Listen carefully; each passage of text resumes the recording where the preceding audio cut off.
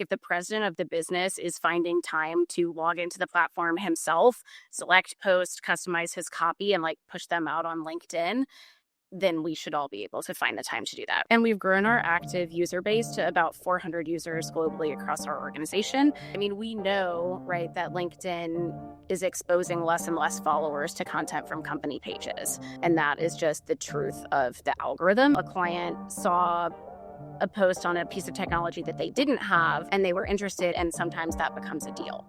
My number one piece of advice is just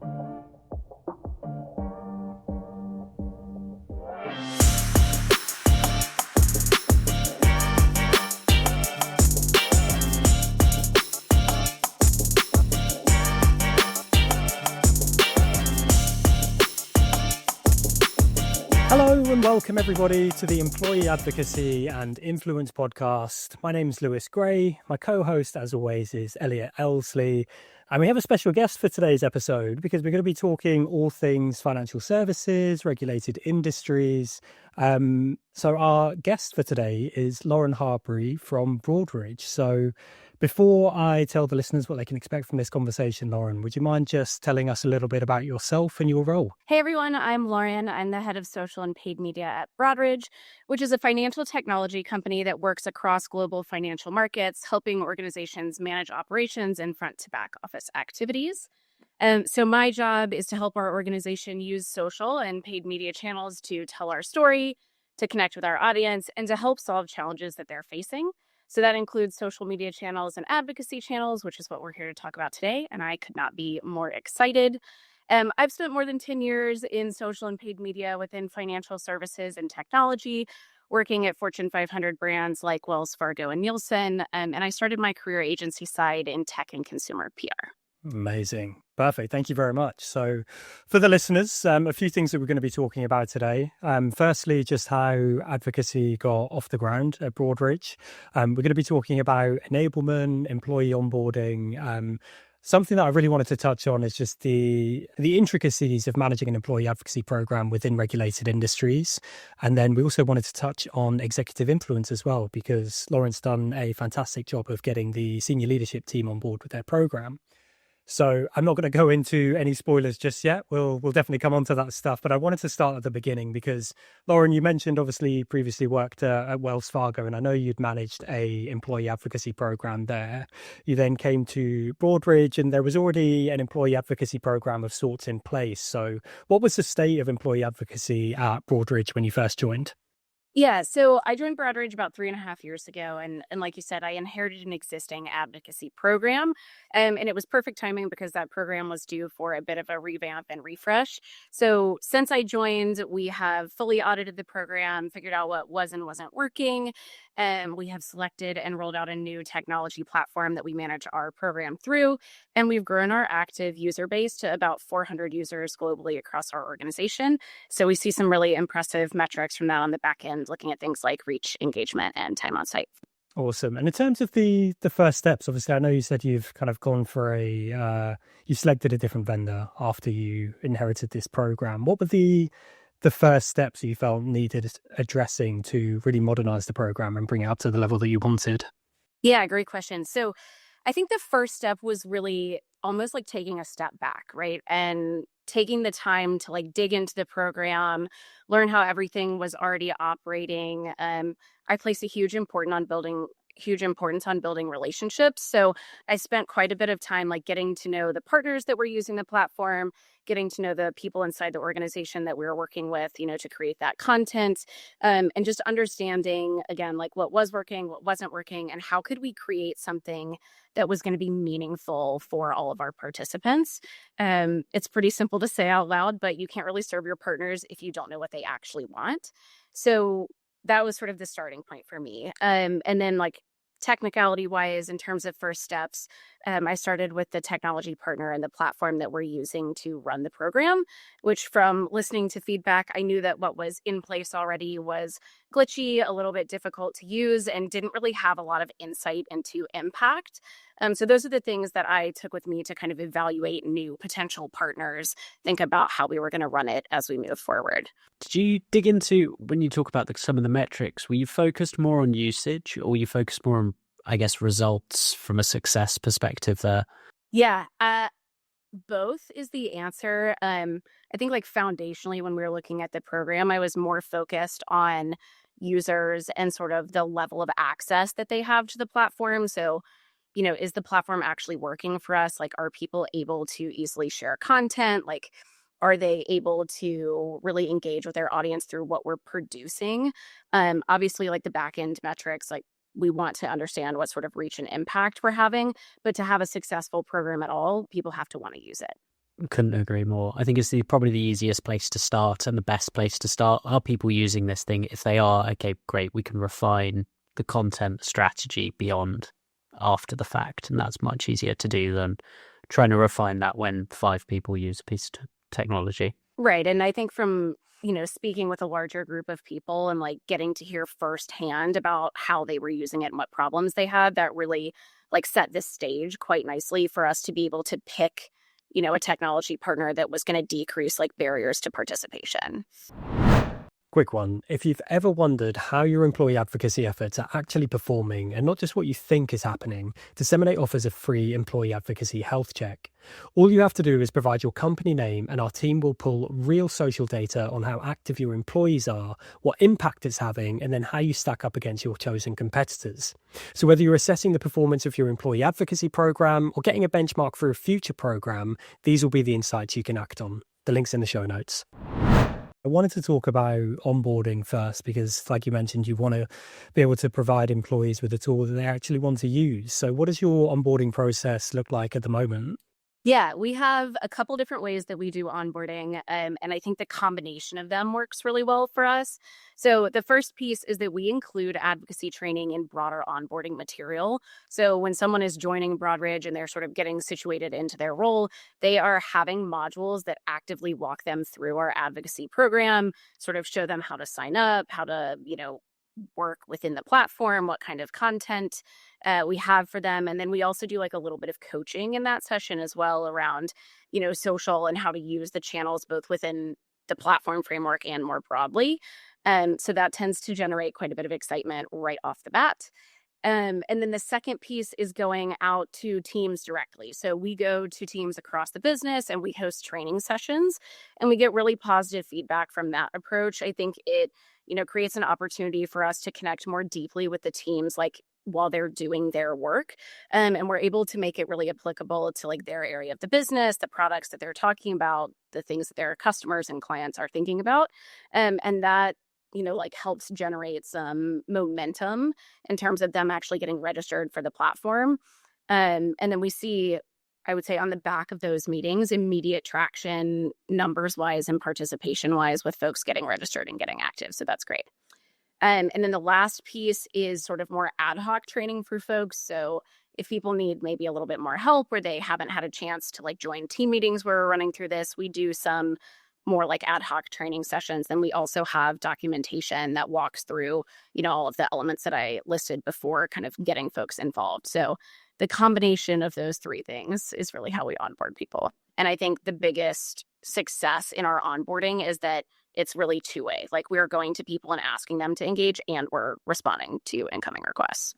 Outside of the onboarding, are there any kind of ongoing tactics that you found are particularly impactful? We've heard about people including, sign up links in internal newsletters and things like that. How do you keep it top of mind beyond the ways that you've mentioned?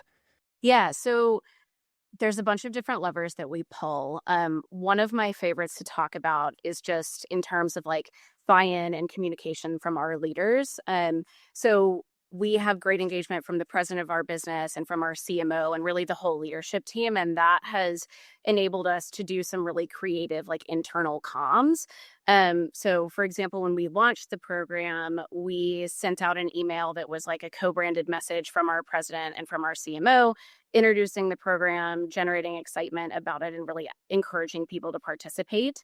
And unsurprisingly, I'm sure to all of us here, that generated a lot of positive traction, right? People want to participate when they're hearing from leaders about an opportunity. We do also actively share links to content and the program for things like campaign launches, like major news coverage. And we do a weekly wrap up email that all registered users of the platform receive. And that is really like a top hits of the week kind of email that just makes it easy for people to see like what posts went out this week, what do I want to share, and then action on it right from that spot. For a lot of large businesses that I notice get stuck with advocacy, where they don't really scale, new people don't really join in the same way.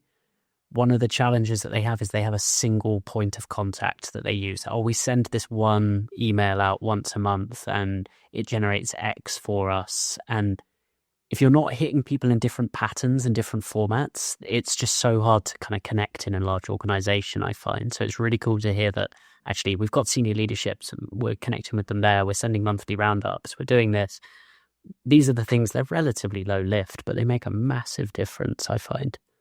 They do. I like to talk about it in terms of like meeting people where they are, right? Like not everybody is going to read through the whole email. Not everyone is going to spend half an hour in the platform every day. So like how can we, again, like lower that barrier to entry and like get them easier access to be part of what we're doing? Well, Lauren, on the subject of onboarding, salespeople are notoriously difficult to get on board, or have been previously. This is a bit of a subtle plug, but it's hyper relevant. We recently released the Employee Advocacy Benchmark Report, and it actually showed that among organizations in 2026, salespeople are now actually the most active advocates within any organization, which is amazing to see that changing tide, but it doesn't make getting them on board any more difficult because they are some of the most time poor individuals within any organization. So question for you, Lauren, you've been there, you've done it, you've got your sales team on board at Broadridge. How have you done it? Oof, big question. So I think I've been a part of programs obviously outside of Broadridge where we've really struggled to get buy-in with sales folks.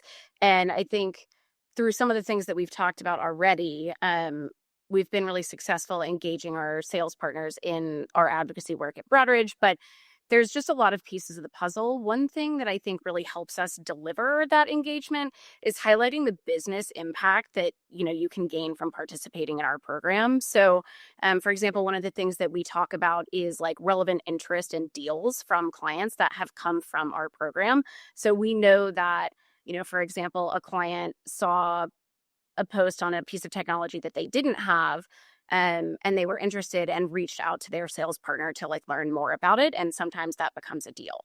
And I think really, your sales partners want to be the most effective they possibly can be in their jobs. And if you can show them the value of participating in like a very clear and succinct way, that is the best way to get their engagement. And then to help kind of continue coaching them through the process. So we also talk a lot about like personal branding, making sure that your clients and prospects are hearing from you on, relevant topics about things that we know they're thinking about, and kind of presenting possible solutions to the problems that we know that they are experiencing within their business and within their roles, like the tension points of all the different things that they have to manage. And so I think sort of by taking that dual approach, that has worked really well for us. And I'm realizing as I'm saying this out loud that all of my answers are about multiple levers and presenting things in multiple ways. So that would be my recommendation. And that is a very important theme from my perspective as well, to make sure we kind of hammer home.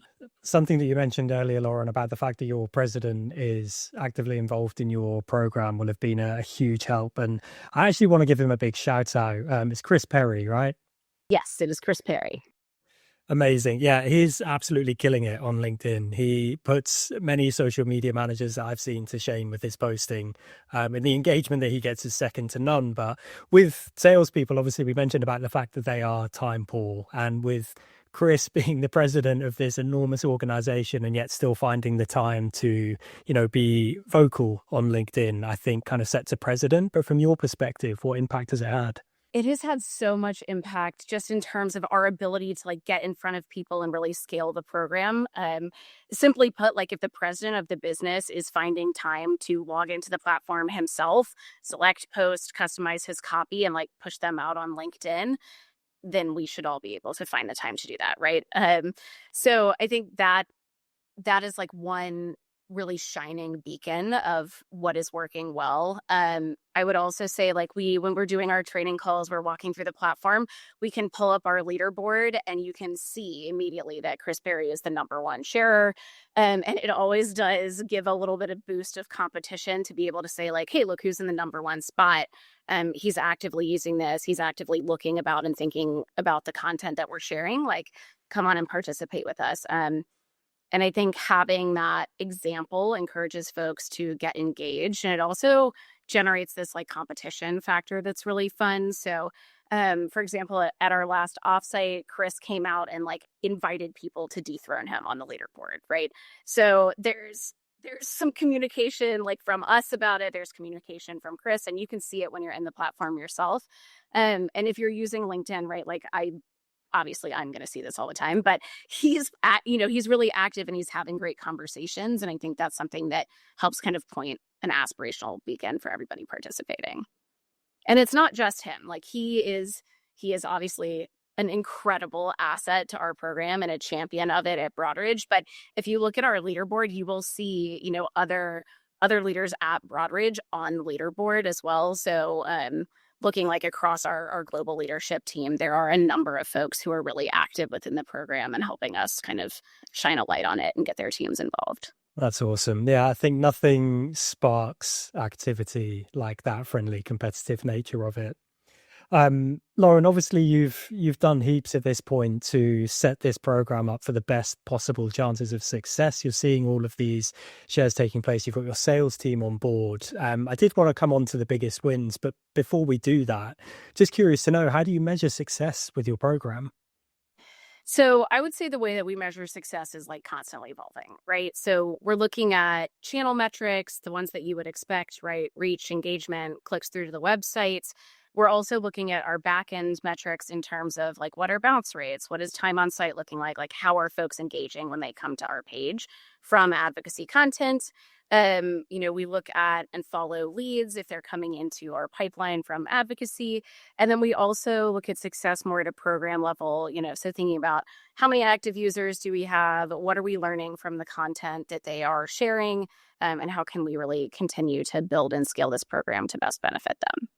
I mean, one thing that I think is really interesting, just devoid of all of those items, is also you run the paid side of things. And that's really, really interesting to me.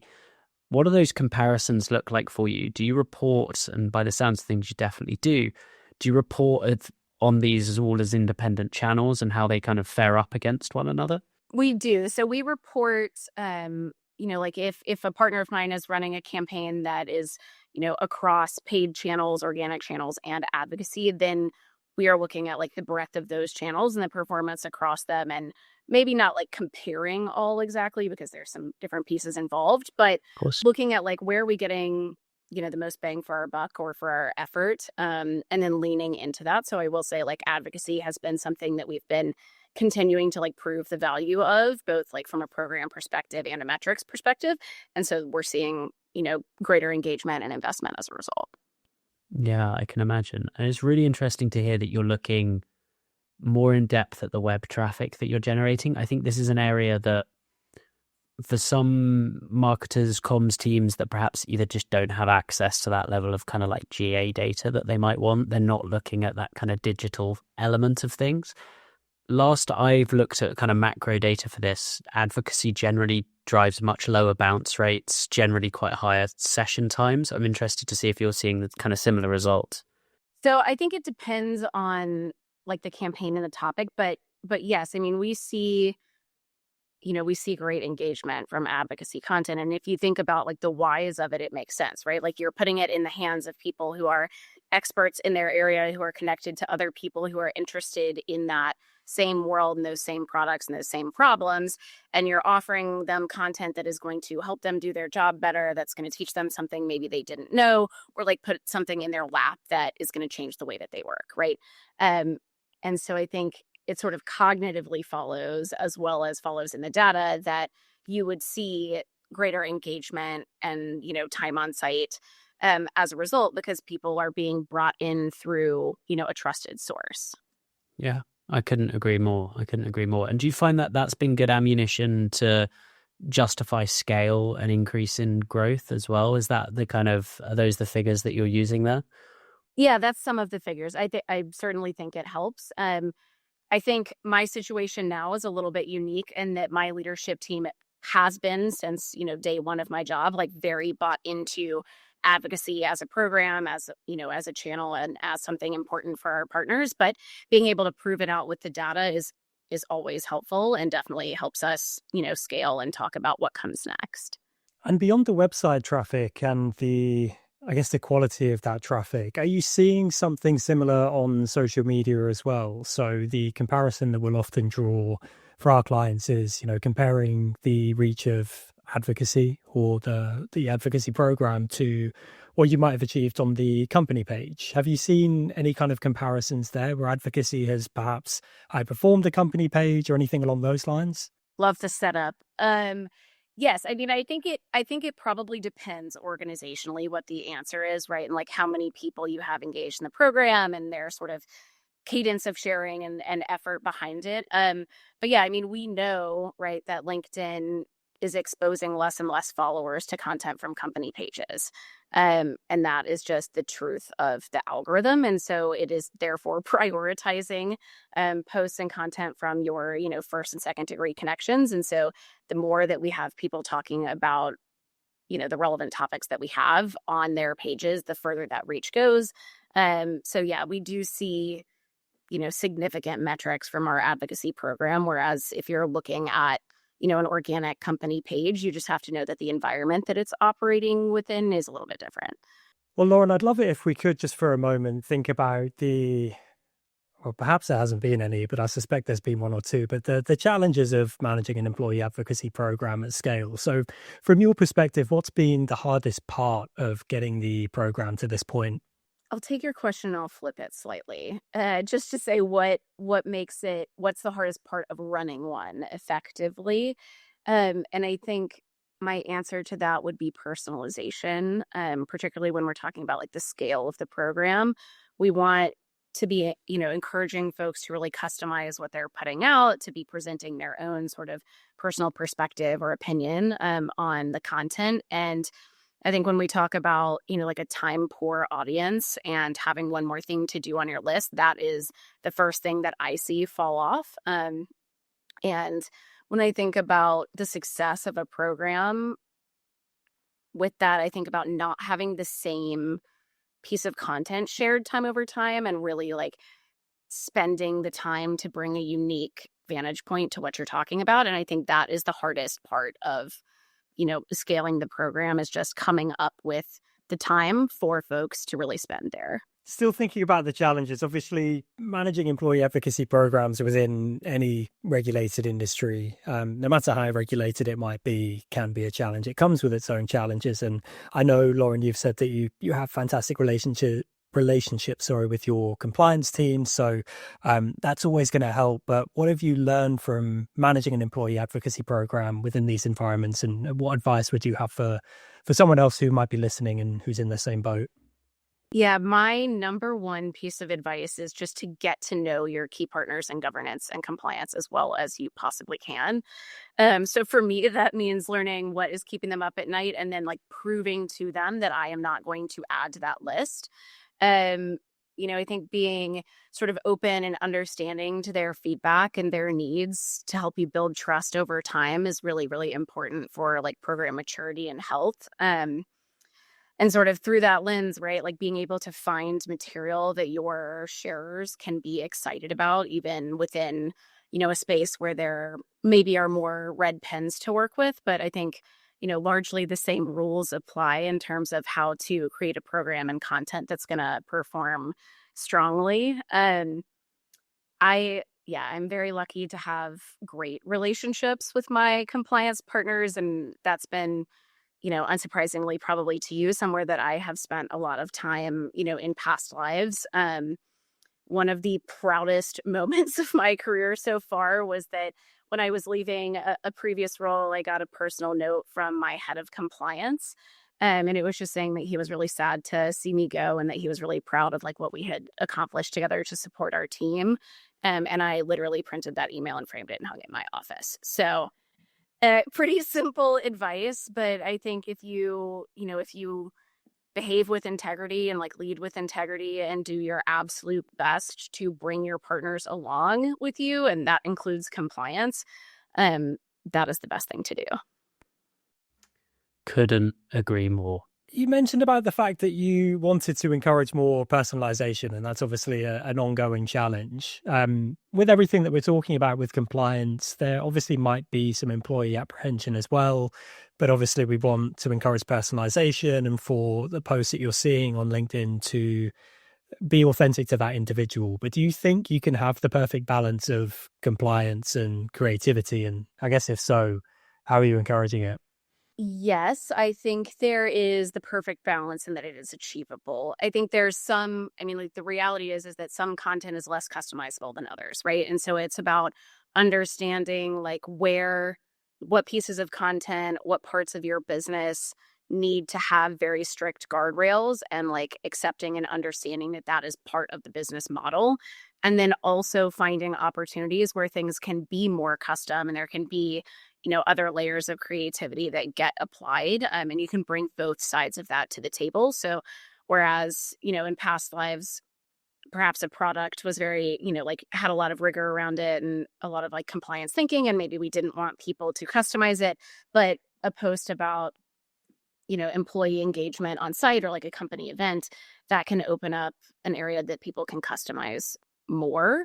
So I think it's about bringing like a blended view of content to your, the people that are participating in your program to make sure that you're serving both needs. Yeah, I think that is 90% of the battle with that is let's provide some content that people want and align to in their own right, which is part of the challenge and goes back all the way back to the kind of resource element of this, of how do we provide enough content and all these things. But I completely agree.